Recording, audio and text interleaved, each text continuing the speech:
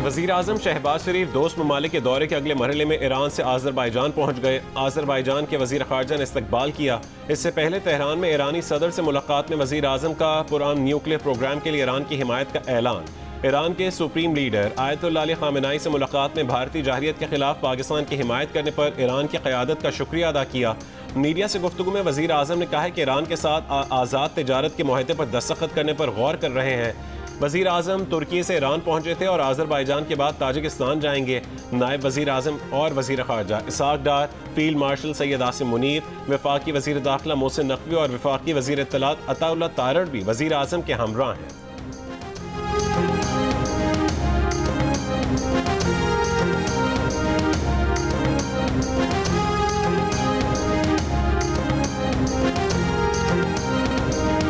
पाकिस्तान ने मोदी के नफरत अंगेज बयान को इलाकाई अमनो इस्तेहकाम के लिए खतरा करार दे दिया। मोदी की धमकी पर जवाब देते हुए तर्जुमान दफ्तर खारजा ने कहा, पाकिस्तान किसी भी खतरे का मुंह तोड़ जवाब देगा। जौहरी रियासत के सरबराह के नफरत अंगेज बयानात काबिल अफसोस और खतरनाक रुझान हैं। भारत को इंतहा पसंदी की फिक्र है तो उसे अंदरूनी मुल्क हिंदुत्व और अक़लिय दुश्मनी पर तवज्जो दे। गुजरात में मोदी का बयान इंतखाबी मुहिम का थिएटर और UN चार्टर की संगीन खिलाफ वर्जी है।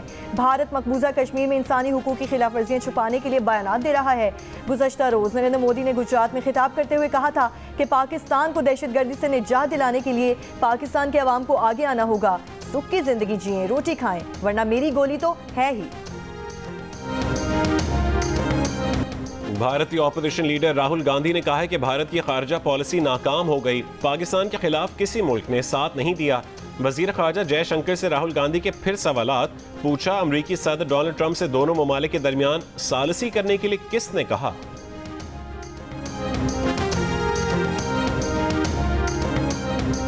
आप बताएं वो क्या चीज़ छोड़े तो आप उसको रिहा करेंगे। आप हमारे साथ बात करना चाहते हैं, यकीन करें। आप बताएं, गिव एंड टेक करना चाहते हैं, हमें बता दें इमरान क्या गिव करे और आपको क्या चाहिए। इंशाल्लाह हम आपको यकीन से कहते हैं, जो ईमानदारी से जो चीज़ होगी हम आपके साथ बातचीत करेंगे। गौहर साहब ने तो कल कह दिया था कि आज़ाद होने लगे 5 तारीख को। आप गौहर साहब से ज़रा भी सवाल पूछे, ये क्यों कह रहे हैं कि रहा होंगे? इनको कुछ रिहा का नहीं कहा था, मैंने कहा उम्मीद है केस लगेगा। 5 तारीख को हमारा केस सुना जाएगा और जब सुना जाएगा तो पूरी दुनिया देखेगी कि ये बेसलेस और पॉलिटिकल विक्टिमाइजेशन का केस। कुछ लो और कुछ तो की बुनियाद पर बात करने के लिए तैयार हैं। बताया जाए कि बानी PTI से क्या चाहिए। अलीमा खान का सवाल। इस्लामाबाद हाई कोर्ट के बाहर गुफ्तगू में कहा, 2 साल से बताया नहीं जा रहा कि बानी PTI ऐसा क्या दें कि आप इसे रिहा कर दें। हमें धमकियां दी जा रही हैं मगर हम नहीं डर रहे। आप भी ना डरें और आकर बात करें। अलीमा खान ने मीडिया के सामने बैरिस्टर गौहर से 5 जून को बानी PTI की रिहाई के बयान का जवाब मांग लिया। बैरिस्टर गौहर ने जवाब दिया कि उनका मकसद तो ये था कि केस 5 जून को लगा तो बोगस होने की वजह से खत्म हो जाएगा।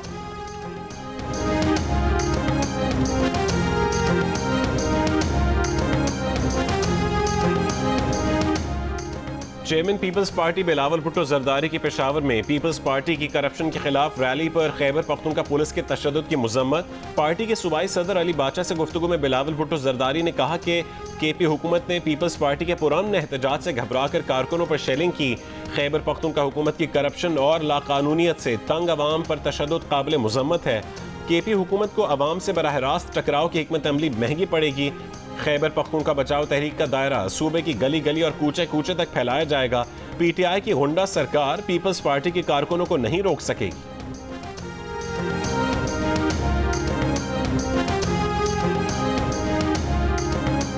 पेशावर में बानी PTI की रिहाई के लिए कायम कैंप को आग लगाने का मुकदमा दर्ज। मुकदमे में कहा गया कि पीपल्स पार्टी के सूबाई सदर मोहम्मद अली बाचा और जनरल सेक्रेटरी की इमा पर PTI के कैंप को आग लगाई गई। गुज़श्ता रोज़ खैबर पख्तूनख्वा में हुकूमत की मुबैना करप्शन के खिलाफ असम्बली चौक में पीपल्स पार्टी ने एहतजाज किया था। रेड जोन में दाखिल होने की कोशिश पर पुलिस ने शेलिंग की। मुजाहिरीन ने पुलिस पर पथराव किया। असम्बली चौक पर तहरीक इंसाफ और पीपल्स पार्टी कारकुनान आमने सामने आ गए। तहरीक इंसाफ के एहतजाजी कैंप को आग लगा दी।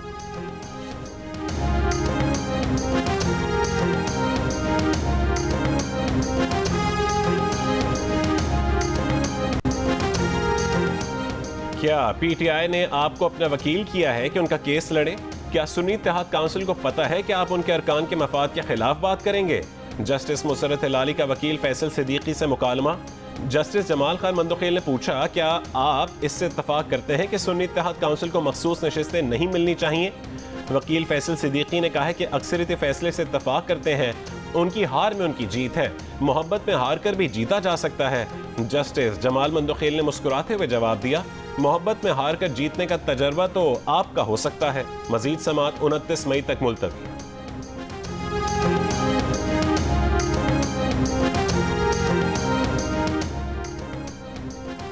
सुप्रीम कोर्ट आईनी बेंच में जजेस ट्रांसफर और सीनियरिटी केस के समाअत जस्टिस नईम अख्तर अफगान ने कहा कि जस्टिस सरफराज चौधरी का लाहौर हाई कोर्ट की सीनियरिटी लिस्ट में 15वां नंबर था। इस्लामाबाद हाई कोर्ट में सीनियरिटी किस उसूल के तहत तय की गई? अटॉर्नी जनरल मंसूर उस्मान अवान ने जवाब दिया कि इस्लामाबाद हाई कोर्ट में ट्रांसफर होकर आने वाले जजेस की सीनियरिटी का तयन चीफ जस्टिस आमिर फारूक ने किया।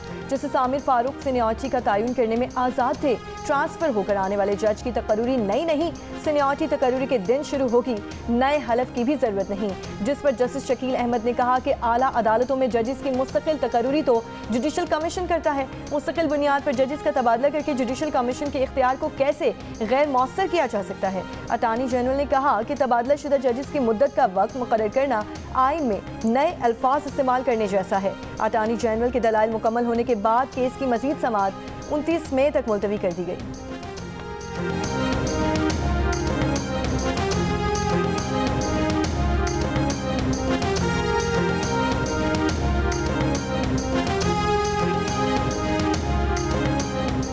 नोशकी में सदादे पोलियो टीम की सिक्योरिटी पर मामूर पुलिस एहलकारों पर फायरिंग, एक पुलिस एहलकार जाँ बहक और एक जख्मी हो गया। जिले में सदादे पोलियो मुहिम आर्जी तौर पर रोक दी गई।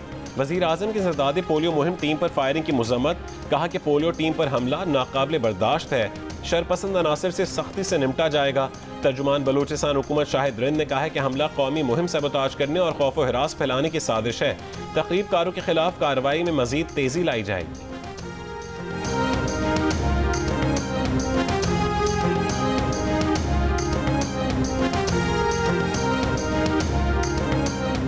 सदर मुमलिकत आसिफ अली जरदारी की वालिदैन से बच्चों को पोलियो वैक्सीन पिलाने की अपील। कहा, वालिदैन पोलियो वर्कर्स के लिए अपने दरवाजे खोलें, असातिज़ा, उलमाए किराम और कम्युनिटी गलत फहमियों का खात्मा करें और एतमाद पैदा करें। पोलियो वैक्सीन महफूज मौसर है। सदर मुमलिकत की नौशकी में पोलियो टीम पर होने वाले हमले की भी मजम्मत। कहा, इंसादे पोलियो मुहिम के लिए जाने कुर्बान करने वाले पोलियो वर्कर्स और सिक्योरिटी एहलकारों को खिराज अक़ीदत पेश करते हैं।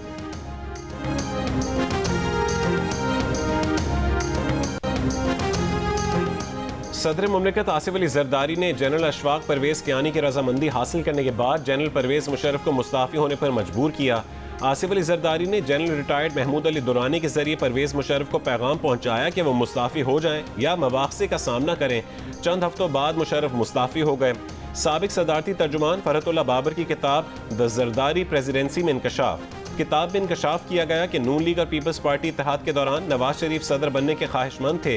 एक गैर रस्मी गुफ्तगू नवाज शरीफ ने आसिफ अली जरदारी से कहा है कि नून लीग समझती है कि उन्हें सदर बनना चाहिए। आसिफ अली जरदारी ने जवाब दिया कि उनकी पार्टी भी समझती है कि उन्हें सदर बनना चाहिए। उसके बाद ये बहस वहीं ख़त्म हो गई।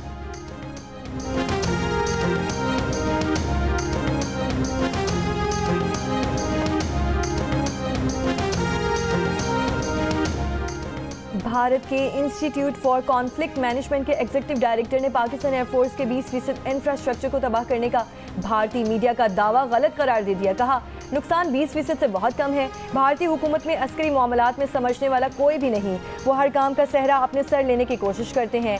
मौजूदा सूरत हाल में भारत वाज़ेह तौर पर हार रहा है।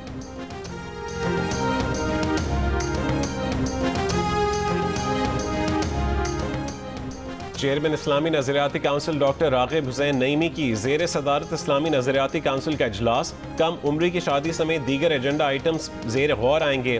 तैलीसीमिया के लिए लाजमी स्क्रीनिंग बिल 2025 एजेंडे का हिस्सा। इस्लामी नजरियाती काउंसिल की हुकूमत और पाक अफवाज को मार्का हक की फतह पर मुबारकबाद। चेयरमैन इस्लामी नजरियाती काउंसिल डॉक्टर रागिब हुसैन नईमी ने कहा है कि पाक अफवाज ने बेहतरीन हिकमत अमली से दुश्मन के वार का जवाब दिया।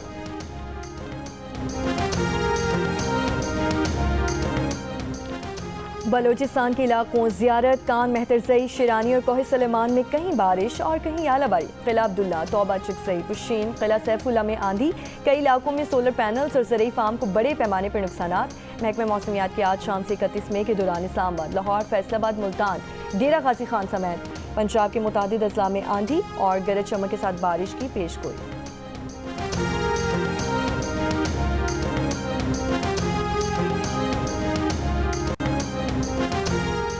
वफाकी वज़ीर दाखिला मोहसिन नकवी की मशहद में हज़रत इमाम अली रज़ा अलैहिस्सलाम के रोज़े पर हाज़री। हरम के मुख्तलिफ हिस्सों का दौरा किया, नवाफिल अदा की और अमन व सलामती, तरक्की और खुशहाली और ख़ित्ते में इस्तेहकाम के लिए दुआ की। इससे पहले मशहद इंटरनेशनल एयरपोर्ट पर वफाकी वज़ीर दाखिला मोहसिन नकवी का खुरासान सूबे के गवर्नर जनरल गुलाम हुसैन मुज़फ़्फ़री ने इस्तकबाल किया। मोहसिन नकवी ने पाकिस्तानी ज़ायरीन के लिए खुसूसी इंतज़ामात पर ईरानी हुकूमत का शुक्रिया भी अदा किया।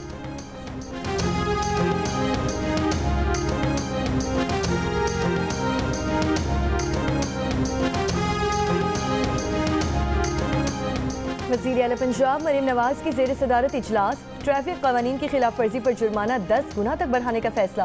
कम उम्र बच्चों की ड्राइविंग पर वालिद जिम्मेदार होगा, मुकदमा भी दर्ज होगा। वन व्हीलिंग या खतरनाक ड्राइविंग पर भी मुकदमा दर्ज होगा। इजलास में ड्राइविंग के दौरान मोबाइल के इस्तेमाल पर भारी जुर्माना आयद करने पर इत्तफाक किया गया है। इजलास से खिताब करते हुए मरीम नवाज का कहना था कि ट्रैफिक के निज़ाम में बेहतरी नजर आ रही है, ठोस और पायदार इक़दाम करना होंगे। मरीम नवाज ने लाहौर के इलाके शाहपुर कांचरा में मॉडल कैटल मार्केट का भी इफ्तिताह कर दिया। दस्तयाब सहूलतों का जायजा लिया। मंडी में 25,000 बड़े जानवरों और 1.5 लाख छोटे जानवरों की गुंजाइश मौजूद।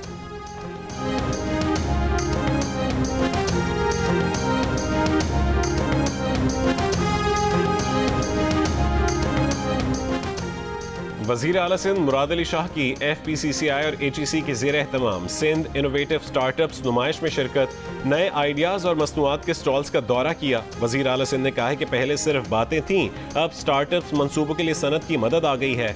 तलबा की प्रोडक्ट्स में थोड़ा भी पोटेंशियल हो तो सनतकार ताउन करें।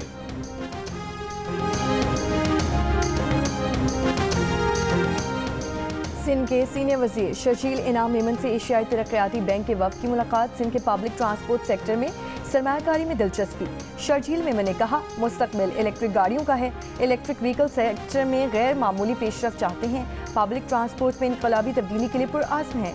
सिंध के अवाम को जदीद, सस्ती और माहौल दोस्त सफरी सहूलियात दे रहे हैं।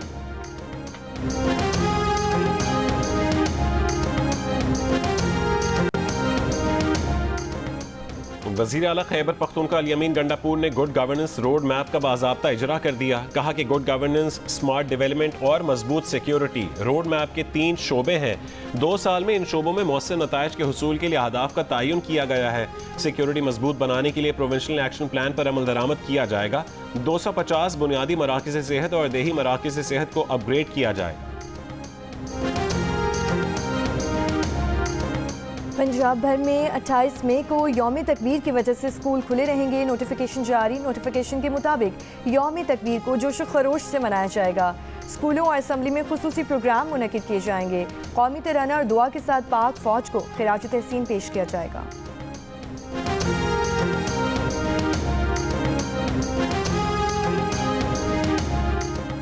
सिंध हुकूमत ने स्कूलों में बतौर तोहफा अजरक और टोपी देने पर पाबंदी लगा दी। सरकारी तकरीबात में तहाइफ देने की रिवायत खत्म करने की हिदायत। नोटिफिकेशन के मुताबिक मेहमानों के इस्तकबाल के लिए बच्चों को खड़ा करने पर भी पाबंदी। बच्चों का इस्तकबाल की तकरीबात के लिए इस्तेमाल गैर मुनासिब करार। अहकामात की खिलाफ वर्जी पर सख्त कार्रवाई की जाएगी।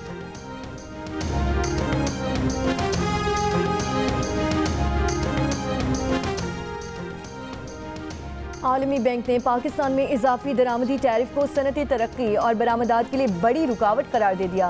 दरामदी टैरिफ के मुख्तलिफ स्लैब्स में कमी, रेगुलेटरी और एडिशनल कस्टम ड्यूटीज खत्म करने की तजवीज़ दी।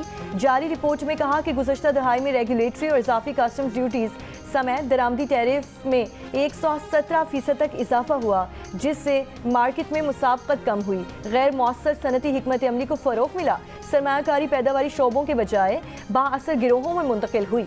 पाकिस्तान की बरामदात भी मुतासिर हुई। 1990 की दहाई में पाकिस्तान की बरामदात GDP का 15% थी, जो 2024 में कम होकर 10% रह गई, जो खिते में कम तरीन सतह है। आलमी बैंक ने बरामदात और सरमायाकारों का एतमाद बढ़ाने के लिए ज़र मुबादला का आज़ाद निज़ाम यकीनी बनाने, सस्ती तवानाई के लिए इस्लाहात, आसान फाइनेंसिंग, कौमी रेगुलेटरी डिलीवरी ऑफिस के क़याम समेत मुख्तलिफ सिफारिशात की।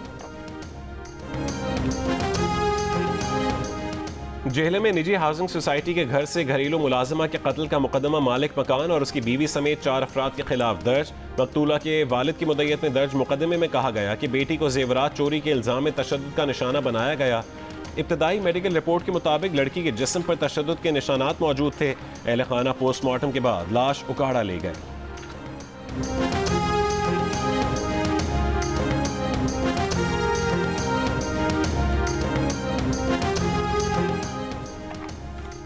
कराची के इलाके कोरंगी अवामी कॉलोनी में डकैती मज़ाहमत के दौरान शहरी और मुलजिमान के दरमियान फायरिंग का तबादला। फायरिंग की जद में आने वाली बच्ची हॉस्पिटल मुंतकिली के दौरान दम तोड़ गई। वाक़े के खिलाफ बच्ची आरिफा के वर्सा और अहले इलाका का कोरंगी 2.5 नंबर पर एहतजाज।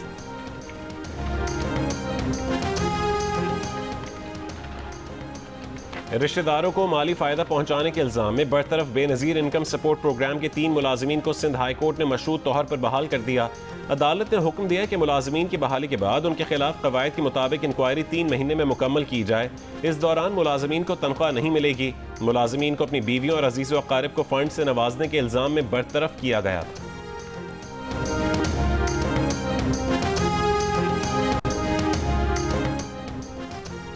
18 करोड़ से ज़ायद सारिफिन के पासवर्ड हसास मालूमात चोरी होने का इंकशाफ। आलमी डेटा लीक में गूगल, फेसबुक, एप्पल समेत बड़ी कंपनीज के सारिफिन मुतासिर। इंस्टाग्राम, स्नैपचैट समेत हुकूमती पोर्टल्स की मालूमात भी चोरी की गई हैं। इन्फोस्टीलर मेलवेयर से सारिफिन के अकाउंट्स की मालूमात चोरी की गई। National computer emergency response team ने एडवाइजरी जारी कर दी। पाकिस्तानी सारिफिन को फौरी तौर पर अपने अकाउंट्स के पासवर्ड तब्दील करने की हिदायत। एडवाइजरी के मुताबिक डेटा लीक से शनाख्त चोरी, अकाउंट हैकिंग और रैंसम वेयर हमलों का खतरा है। सरकारी इदारों और मालियाती अकाउंट्स पर मुतासिर होने का खदशा है। सारिफिन अपने अकाउंट्स के 2 फैक्टर ऑथेंटिकेशन अमल को फाल करें। पाकिस्तानी सारिफिन को पासवर्ड मैनेजर का इस्तेमाल करने का मशवरा। पासवर्ड कभी ईमेल या गैर महफूज फाइल में ना रखें। सारिफिन एंटी वायरस और सिक्योरिटी सॉफ्टवेयर को अपडेट रखें। सारिफिन गैर मामूली लॉगिन की सरगर्मियों पर नजर रखें।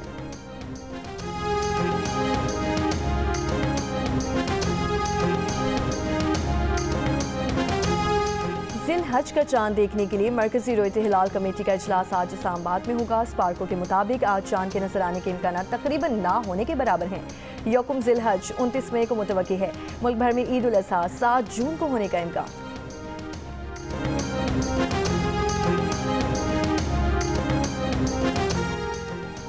सऊदी अरब में जिलहज का चांद देखने के लिए इजलास आज होगा। सऊदी माहिर फल्कियात के मुताबिक आज चांद नजर आने का इम्कान है। आज चांद नजर आने की सूरत में यौम अरफा 5 जून को, जबकि सऊदी अरब में ईद उल अज़हा 6 जून को होगी। मुत्तहिदा अरब अमारात के फल्कियाती मरकज का भी कहना है कि जिलहज का चांद आज नजर आने का इम्कान है। मुत्तहिदा अरब अमारात में ईद उल अज़हा 6 जून को हो सकती है। अबू धाबी में चांद दूरबीन के जरिए देखा जा सकेगा। ओमान और फलस्तीन के शहर अल कुद्स और काहिरा में चांद आंख से देखना मुमकिन होगा। ईद उल अज़हा के लिए जानवरों की खरीदारी जारी। इस्लामाबाद की मवेशी मंडी में बंटी और बबलू की धूम। घी और पेड़े खाने वाले बैल भी निराले। हैदराबाद की कैटल फार्म्स में भी रश। बदीन में खूबसूरत बकरे कम कीमत में ले जाने के लिए भाव ताव। बांग्लादेश की सुप्रीम कोर्ट ने जमात इस्लामी के रहनुमा अजहरुल इस्लाम की सजाए मौत कलअदम करार देकर रिहाई का हुक्म दे दिया। खबर एजेंसी के मुताबिक अदालत ने अजहरुल इस्लाम को इंसानियत के खिलाफ जुर्म से बरी करार दे दिया। अजहरुल इस्लाम 2012 से कैद में थे। इन्हें गुज़श्ता साल सजाए मौत सुनाई गई थी।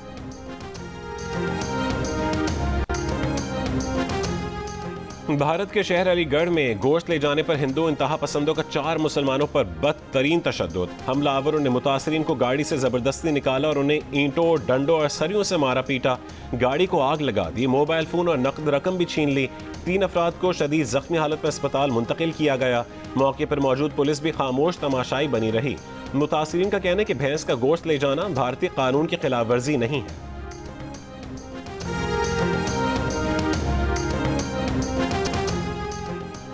पाकिस्तान और बांग्लादेश के दरमियान 3 T20 मैचेस की सीरीज का पहला मैच कल कज़ाफी स्टेडियम लाहौर में खेला जाएगा। दोनों टीमों ने कल पहले ट्रेनिंग सेशन में हिस्सा लिया।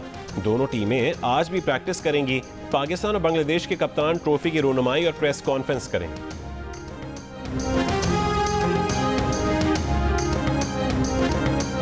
और पाकिस्तान फिल्म इंडस्ट्री के सुनहरे दौर की मकबूल अदाकारा रानी आज भी मद्दाहों को याद, चाहने वाले उनकी बरसी नहीं भूले।